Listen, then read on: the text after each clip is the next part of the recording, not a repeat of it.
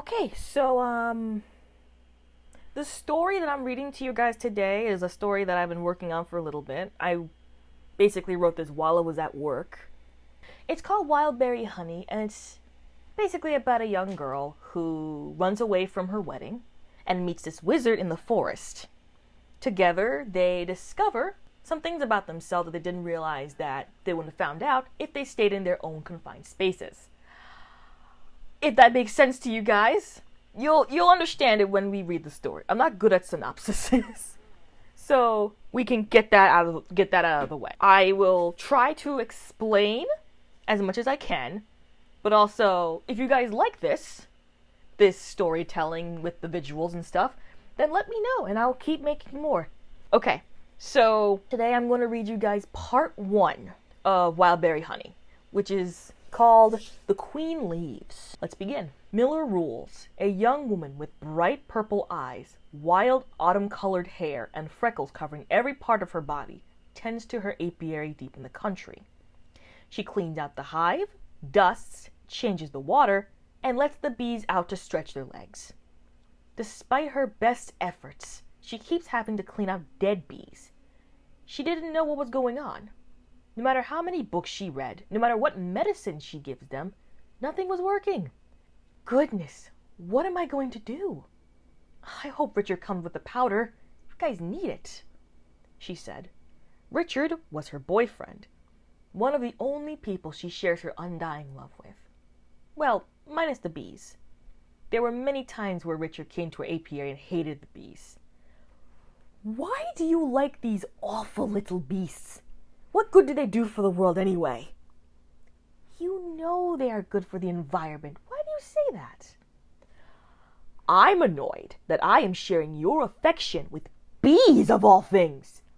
I am your boyfriend, your human boyfriend. Give me more attention. Why? You don't like sharing affection? Don't be ridiculous. I wish these bees would just die. Ow! Apparently the sentiment was shared with the bees. They didn't like him either. And when she was in the apiary, the bees moved closer to the door, preventing him from coming in or risking being stung. He doesn't want to be stung, and the bees don't want him inside, so it's a stalemate. Miller never seemed to notice her little bees' affection for her, but she has plenty of affection for them. She pets her bees with her little finger. They do love their finger pets. They were so cute. They were regular magic bees with little gold dots on their antennas and huge bug eyes. Even in their condition, they are always energetic around her. However, they have been losing their fur and their appetite as of late, and she roughly has about 1,000 left from her original 7,000. It was so rough to see them in this state. Some of them can only fly for minutes at a time before they get tired. Oh, if Richard doesn't get here soon. Finally, she heard the door open to the greenhouse. She dashed for it, hoping it would be her boyfriend. Richard, over here, bring the medicine, she said. But there was no response. She then made her way to the door. Some of her bees landed on her shoulders, feeling the breeze through their wings as she walked. She got there, and instead, there was her mother. She didn't quite get along with her, but it's more of a mutual thing. They put up with each other. Her mother and father split when they were young, and due to his traveling, her sister June was staying with them. Not the most loveliest arrangements for the most spoiled girl in the universe, but they make do. Her mother cleared her throat. She almost forgot she was in front of her. Oh, hello, Mother. What brings you here? Is something wrong? Her mother shakes her head. Miller knew something was amiss. She's never this quiet. Miller, you know your sister June's wedding is in a month, right? Oh, geez. Control those bees. I hate that they fly next to my ears. Miller whistled and they returned to her shoulders. Even her mom sees the bees as being unwell.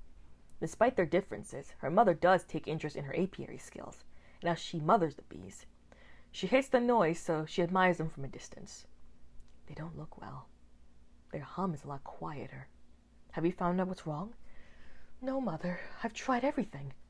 They're just dying at an alarming rate. Their queen is healthy, but they continue to die. I'm still waiting for Richard to bring me the medicine like he promised. Her mother gently dusts out the beads from her shoulders and looks her in the eyes. Something is wrong. That's what I came here to tell you. It's about Richard and June. Come.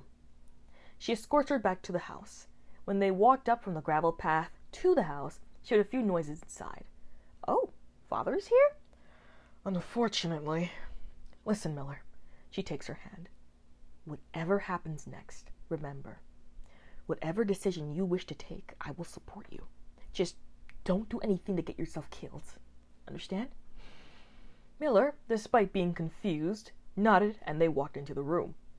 In the room, there was her father, her sister June, her boyfriend Richard, and June's fiancé, Williams. Oh, everyone is here. What's going on? Have a seat, Miller. We have much to discuss. Her mother brings her to sit next to her instead of Richard. Richard was a handsome blue-haired, green-eyed man with long hair and very fine features. He was sitting next to June, her brown-haired, green-eyed sister. She didn't have freckles like Miller, but you would always spot her face with a few fake ones and a beauty mark. Not sure why, though. She always found her freckles to look dirty and gross. Sounds like she's changed her mind. Both Richard and June were entertained with each other. The other gentleman, Williams, was June's fiancé. He had dirty, blonde, short hair, brown eyes, and a very pale complexion. But his eyes were very sweet. He was sitting by himself strangely, off to the side, not with his fiancée. Ahem. Now that we are all together, there is something that needs to be discussed. June and William's wedding is in 1 month from today. However, there's been a new development. June would like to marry Richard instead. What? Both Williams and Miller shouted. Miller was already out of her chair as her mother was trying to calm her. Williams wasn't faring any better. He was to marry June in a month. What is going on? June! What is the meaning of this? We are to be married in a month. Yeah, about that. She tucks herself under Richard's arm and cuddles him, looking at Miller the whole time. We have decided to get married ourselves, right, Rich? Yes. Our love has blossomed to the point it's too hard to ignore. I'm sure you understand, Miller.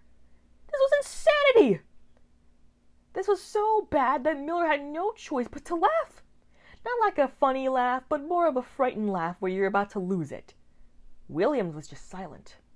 What is going on in front of his eyes? His poor heart couldn't take it. Richard, what do you mean? I thought you loved me.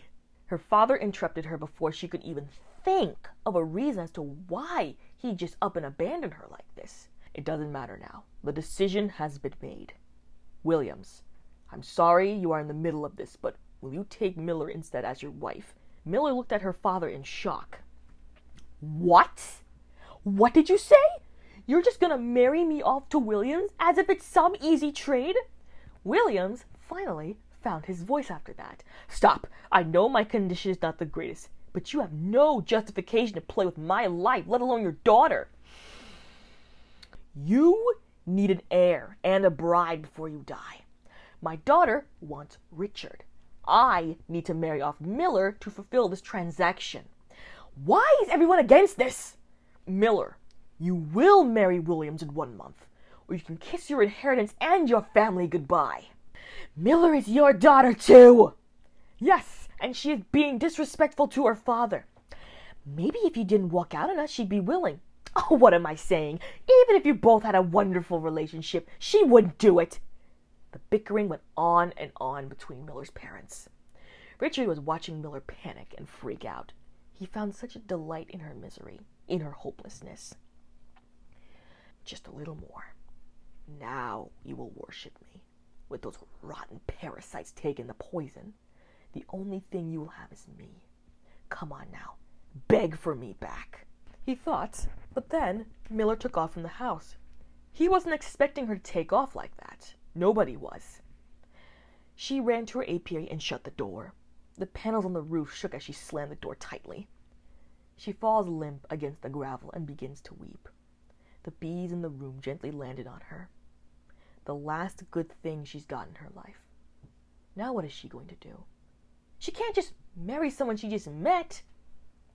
But it sounds like she doesn't have a choice.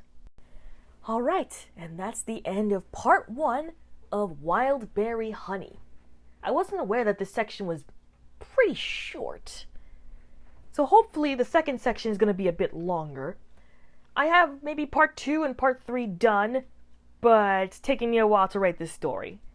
But if you're interested to hear what happens to Miller and Williams and the other characters, then please drop a like, subscribe, and I will make this as fast as I possibly can. So be patient, be well, and I'll see you guys in the next video. Bye!